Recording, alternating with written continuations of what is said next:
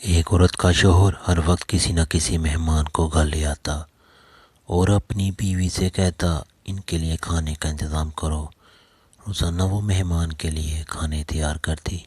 آخرکار وہ روز کے معمول سے تنگ آ گئی اور ایک دن رسول پاک صلی اللہ علیہ وآلہ وسلم کے پاس گئی اور کہنے لگی، یا رسول اللہ صلی اللہ علیہ وآلہ وسلم، میرا شوہر روزانہ کسی مہمان کو گھر لے آتا ہے اور میں کھانے بنا کے تھک جاتی ہوں۔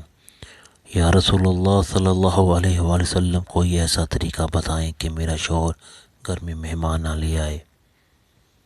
اس وقت نبی پاک صلی اللہ علیہ وآلہ وسلم خاموش رہے اور وہ عورت نبی پاک کی خاموشی دیکھ کر گھر واپس آ گئی۔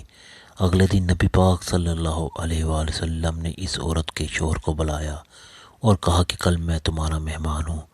وہ آدمی بہت خوش ہوا اور آ کے اپنی بیوی کو بتایا کہ آج نبی پاک صلی اللہ علیہ وسلم ہمارے مہمان بن کے آئیں گے۔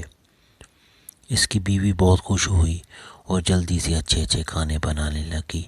جب نبی پاک صلی اللہ علیہ وسلم اس عورت کے گھر آئے تو نبی پاک نے اس کے شوہر سے کہا کہ جب میں کھانا کھا کے واپس جانے لگوں تو اپنی بیوی سے کہنا میرے گھر سے نکلتے تک پیچھے دیکھتی رہے۔ اس کی بیوی نے ایسا ہی کیا۔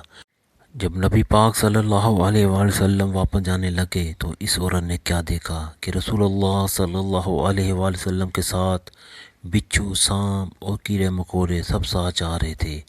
وہ یہ منظر دیکھ کر بے ہوش ہو گئی۔